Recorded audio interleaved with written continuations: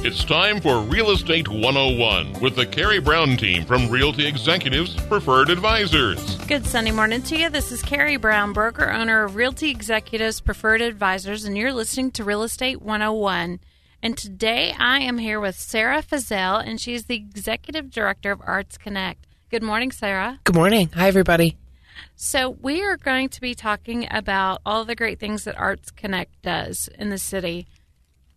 I recently met Sarah at a women's function at Community National Bank and listened to her talk, and I thought, more people need to know about what you guys do. So just hit the highlights right now. Tell them what all you guys are up to and what ArtsConnect does for the community.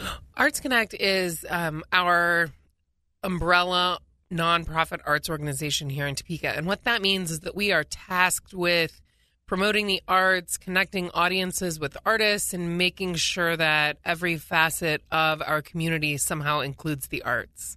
And so we have three main programs. Those would be the First Friday Art Walk that I hope you're all familiar with, because it's a big deal for our community that we have such a, boisterous would be a good word to use for our First Friday Art Walk. It's a huge event. We have 60 businesses or more that participate, and thousands of people every month who go out on Art Walk. So that's a real advantage for our small businesses, especially arts-based businesses, to have an event like that where they can promote what they do, where they can always do something new and different every month, and where it really builds on that kind of the philosophy of shopping local. Our other main project is the Topeka Mural project, and we have installed 9 murals to date all over the city, and they join a lot of other really great projects. So not all the murals you see are ours, but a lot of them are. And recently on Saturday night, we had a big fundraiser, and we announced the fact that we have permission to paint a mural adjacent to the Brown v. Board National Historic Site. And so that's a big deal for us as an organization, and I think a big deal for Topeka to get to pair a significant piece of public artwork with the Brown v. Board National Historic Site, because it's an important place, not only in our city's history, but in our nation's history. Absolutely. And at the event, you were discussing one that you recently did where some of the students got to help. Will you tell me about that one? Yeah, we our main mural project last summer was a bridge basically 4th and Branner. So if you are about to go over the Branner curve from 6th Street, you would turn right on 4th, and there's a pedestrian bridge over the Shunga Creek. And we painted both sides of it, and the pedestrian side, so it's one of those bridges that's right there on the street, and then there's a pedestrian walkway on the inside of the concrete barrier. So when we painted the inside of it, we had 100 people who came to help us on our community paint day. And they painted, everybody gets a cup of paint and a brush. And it was really awesome to see those folks get to have a hand in making an improvement in their community. That bridge has been the target for a long time of a lot of gang graffiti and really vulgar vandalism. And so, sometimes when we talk about graffiti, we're actually talking about artwork done with a spray paint can. And it's actually kind of beautiful. But in this case, it was just the bad stuff. And kids walk to school over that bridge. There's a 501 public school called Scott Dual Language Magnet School that's just beyond the bridge. So there are a lot of kids who walk there. Bus drives by every day. And so it was also important to help those kids feel like they have that somebody cares and that somebody really is involved and looking out for the place they call home. I think the great thing that you were talking about is how they felt like they had ownership in it. Some of the children were like, that's my spot. That's what I did. Yeah, they walk by, they ask their parents to take pictures of them with their phones, or some of the kids had phones themselves, and, they took pictures and they kind of keep an eye on their area. Kids who are in risky situations at home, whether that's whatever having to do with their family dynamic or their income situation or their housing, whatever those things are, sometimes it's really difficult for them to find a part of their life where they're in control of anything. where they have a say and where they have an ability to make a change. And so I think that these murals are really important for those kids, especially because they have that opportunity to see how their two little hands can make a huge difference in their world, and one that lasts, because these murals stay up for a really long time. That is just really awesome. And plus, that gives them kind of ownership of their community. They feel like, I belong here. Yeah. Yeah. Okay.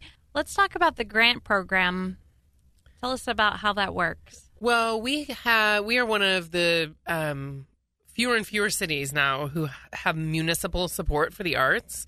And that is a huge credit to our local elected officials who've really chosen to make that a priority, because they understand that the arts are a huge driver of economic development, and that if we're really going to attract and retain young talent, we have to have a vibrant cultural scene. I think you all could probably, as people who do real estate, see what people want when they move to a place, and often it is arts and culture and something to do and something to see and a place to be proud of. And so the city of Topeka has done so far 2 years of grants. We had $30,000 last year to give away, as well as this year. And we had close to $500,000 in applications come in for that $30,000. So the committee really had to do a lot of work to make those decisions, because it was not an easy task. But it was programs like the Boys and Girls Club is doing a ballet program, and the YWCA, Center for Safety and Empowerment, which is our battered women's shelter here in Topeka, they got money to run the arts programs that they run for victims and survivors of domestic abuse. And so that's a really cool, it's like a survivor art night kind of thing, and women and kids from the shelter, as well as who have had experiences with those services, come in, and it's sort of a safe space for them to work through their feelings and thoughts and get a little support from others. And these things are just really important as we lose funding at the state level, because we haven't had an arts commission that's worked really well in several years. And so a lot of arts organizations have had to cut back programs that don't have a fee associated with them.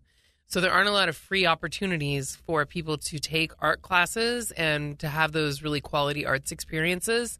So we hope that money helps to get to those folks who can't afford to make that a part of their family budget, who have to put groceries and rent way before they put getting to take an art class. We hope we get to a lot of those kids who are here in the city. I'm sure that's an awesome experience for you guys that are there with the ArtsConnect, just to feel like you're actually giving back and giving that opportunity too. Yeah, and it's really inspiring to see the amount of awesome programs that we have in our community, because while the funding is limited, it's just amazing all the things that we've got going on here in Topeka, and there's so much to be proud of.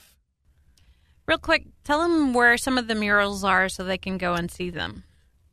I think our longest one, which I guess is second to the pedestrian bridge. The pedestrian bridge is the longest one. The next longest one is at Meadows Elementary School. There's a big, used to be pretty gnarly retaining wall at the intersection of 2nd and Quinton. So just kind of north of the hospitals and a little bit east of the Potwin neighborhood. There's a wall there that we painted. Probably the one that gets the most traffic, so the most people see, is at Huntunen Lane, right across from the now closed Dillon's. There's a big wall that's on the WCW Property Management Building, and it's a kind of homage to the original architectural drawings of that building. Those little strip malls that are in there are really old buildings. From back in I think the late 1800s those were built. We also painted a mural at Avondale East, which is over in the Highcrest neighborhood, which is over kind of south of 29th and Adams, across from the old Shawnee Country Club golf course. And I know I'm forgetting one. Oh, by G's Custard at 6th and Lincoln, there's a mural that is of an original Lonergan biplane, which were built here in Topeka back in the day also.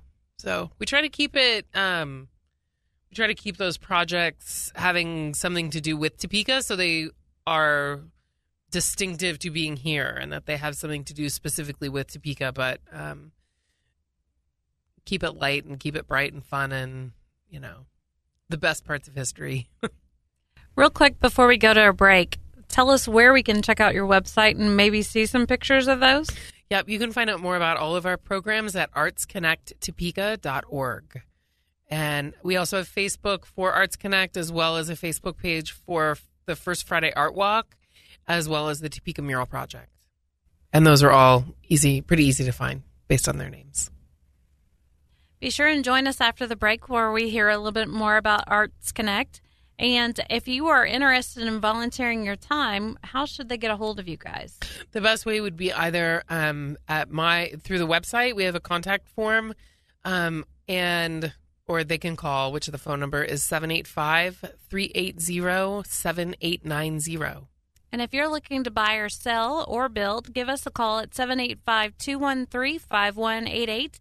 And have a listen to our sponsors, and we'll be back here in a few. Southwest Topeka has a good neighbor. State Farm agent Jim Garrison, now at 29th and Urish. If your current insurance situation has you going around in circles, get off the roundabout and stop in and meet Jim and his wonderfully efficient staff. Let Jim Garrison give you a quote and make the Garrison comparison. He's confident that with State Farm's competitive rates, the right coverage, and his unmatched service, you'll want to make him your new insurance agent. Like a good neighbor, State Farm is there, and Jim Garrison is there for you, northeast of the roundabout at 29th and Urish.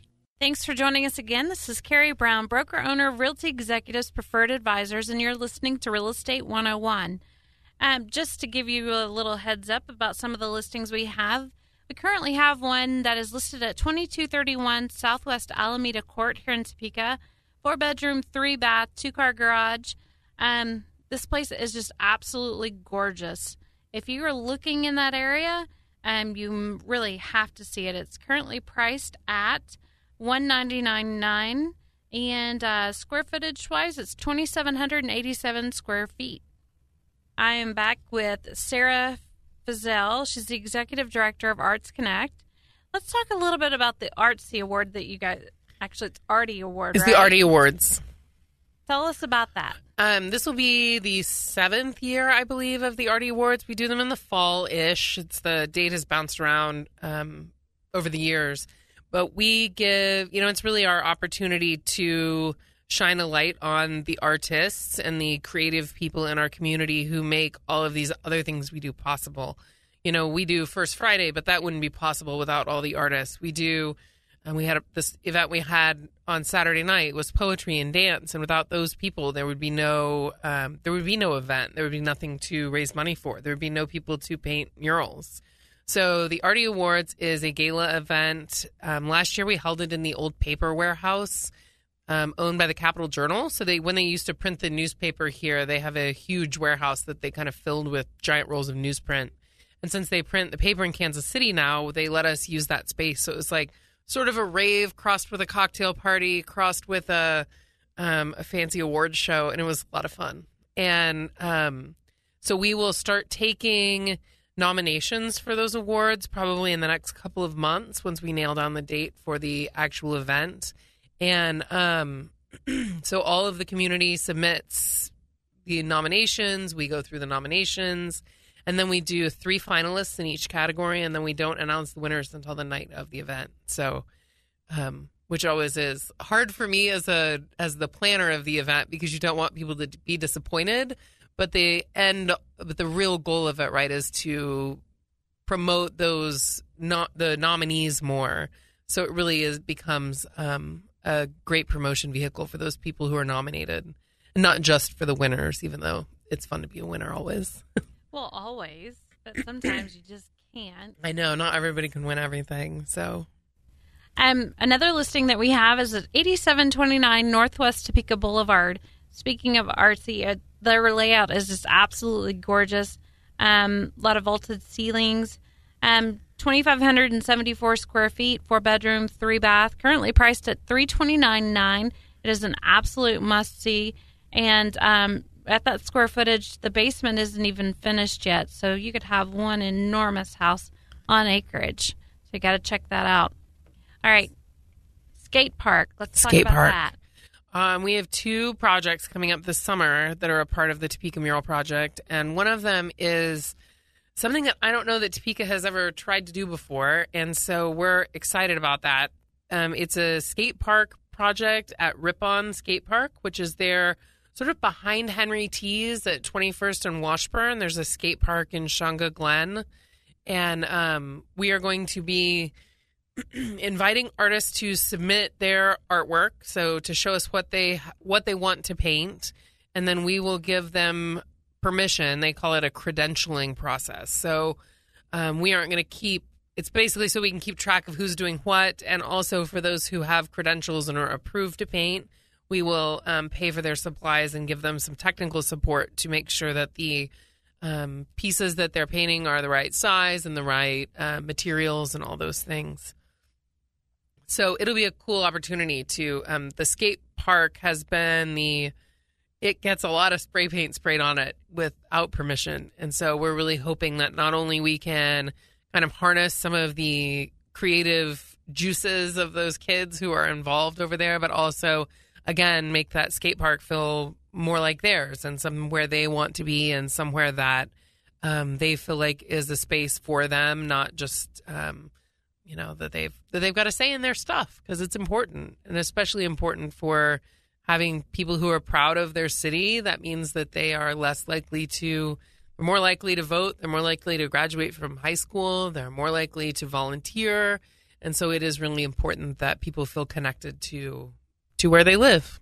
Absolutely. Plus, it gets them off their rear ends on playing from, the video games and all that kind of stuff, and actually out getting some exercise and being creative. It does. The skateboarders, I think, sometimes get a bad rap. I think they always probably have a little bit, but they're a good bunch of kids, and they are really the stuff they're doing on those skateboards. I would not survive it. Oh, yeah. So it's amazing. I just look away when my son's doing it, just because, as a mom, you get heart palpitations, right, and you're like, please don't hit your head. Please don't break anything. But more importantly, don't hit your head. Don't hit your head. Yeah, right.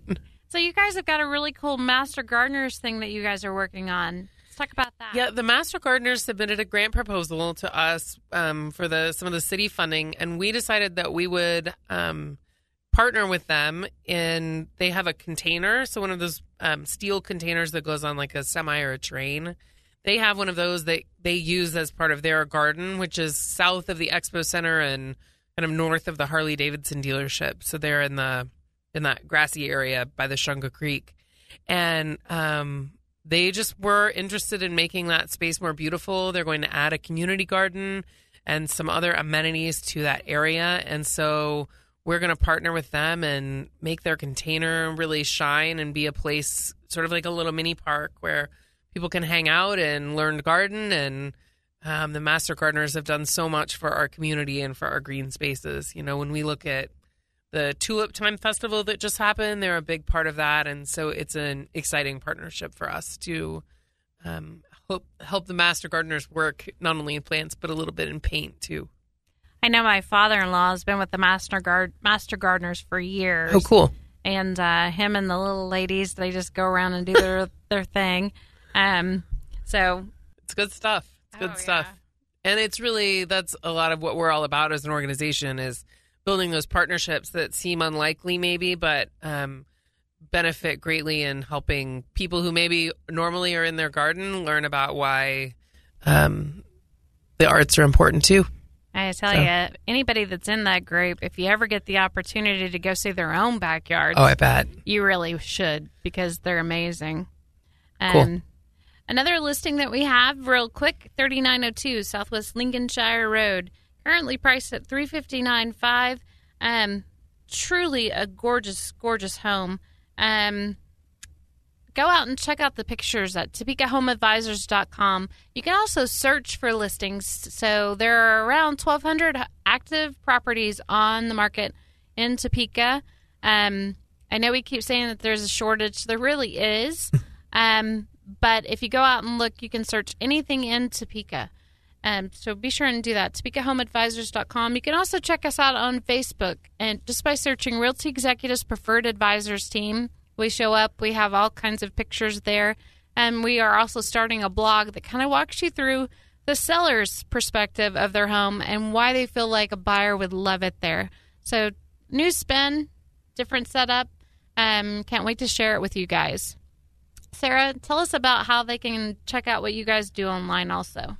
We're also on Facebook at ArtsConnect Topeka, and we also have a separate Facebook account both for the First Friday Art Walk, so that's First Friday Art Walk, obviously, and the Topeka Mural Project both have their own Facebook pages in addition to the organization.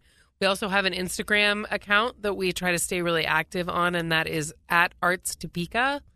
And we encourage anybody to tag photos they take while they're out at First Friday, and we'll repost those for you if you tag them with the Arts Topeka hashtag. And our website is artsconnecttopeka.org. If you haven't been out during the First Friday Art Walk, you absolutely must go. There's so many cool things. Sarah, tell them a little bit about what they should be going out and seeing. Well, I think the first thing I always say is that the art walk is all over the city. So I often have people say, well, it's just so many people packed into a small space. And then I know that they're talking about Noto, which is this amazing they're business to business to business. The sidewalks are close together, and there are thousands of people down there, which for some people is really what they're into and after, and it's a lot of fun. But there are also their locations downtown. This month, downtown is doing their salsa walk, which is, I think, because First Friday falls on Cinco de Mayo this year. And so downtown's doing salsa walk, and I think that's probably always one of their most popular themes, because downtown almost always has a theme. And then Westboro Mart has 6 businesses or more sometimes that are open that do everything from art to furniture to flowers to street performers. Last month they had pony rides and food trucks, and so I will be honest that I don't know what they're up to, but Westboro Mart has really kicked it up a notch for First Friday lately. And then there are all the spots in between. The Mulvane Art Museum has a really kind of mind-blowing exhibit about the civil rights movement right now. And so that's a don't miss, as well as the Sabatini Gallery, which is inside the library, is also a really unmissable Topeka treasure. And they are obviously open, the Mulvane and the Sabatini Gallery, as well as all the other businesses. Our art walk is different than some art walks, and it's not like a farmer's market where it's a pop-up tents and things. It is bricks and mortar buildings that are businesses that run 365 days a year and just extend their hours on First Friday to help accommodate new people, groups of friends, those kinds of things. So it's more of a party atmosphere than you would find maybe shopping on a Wednesday afternoon. But it also is. These are places that you can visit any time of the week, and almost all have regular hours otherwise. So, but it's a pretty special time in Topeka. The First Friday Art Walk was rated the best event in Northeast Kansas last year by the Capital Journal's Best of Topeka, and those polls just opened again, and we'd love to win it for a second year in a row. So if you're voting for best event, I hope the good listeners out there will consider us as their favorite again this year. It's fun to win. Whenever they were actually not having their events, my daughter and I was trying to find all of the doors around Topeka that were just like really gorgeous to use for my office. And there are some really cool places just to go look at the scenery, not even necessarily the art walk, but go down after and take pictures of it. It's really a unique place. Oh, yeah. So you've got to check it out. Yep. Okay, so again, let's tell them how to check you guys out and all the good social media stuff. You can find us on Facebook at ArtsConnect Topeka. The Topeka Mural Project and the First Friday Art Walk are also on Facebook. And then our website is artsconnecttopeka.org. And if you keep track of us one of those ways, then hopefully you can come paint with us this summer, and we'll see you at the Art Walk too. And one more listing for the day, 5500 Northwest Jennings Road here in Topeka. If you are someone that is looking for a massive shop, I swear, I think it's almost bigger than the house. It's just huge. To do woodworking, cars, I mean, just anything. It is like the Cadillac of all Cadillac garages. It's just massive. Pond, beautiful house, open concept, currently priced at $449,900. Has 4,598 square feet, so plenty of room for anybody. 6.9 acres in Seaman Schools, so you've just got to check it out. Also, if you are looking to buy a home and you want to search somewhere that isn't going to ask you a bunch of questions, check out our website at TopekaHomeAdvisors.com. You can see every listing that is in Topeka.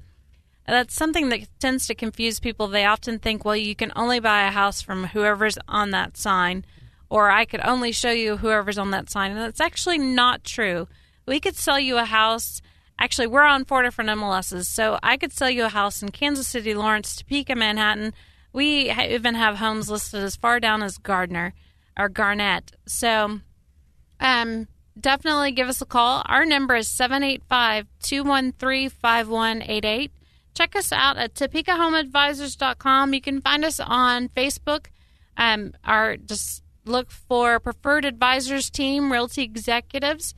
We have a bunch of other social media stuff, but that would require me to remember what they are.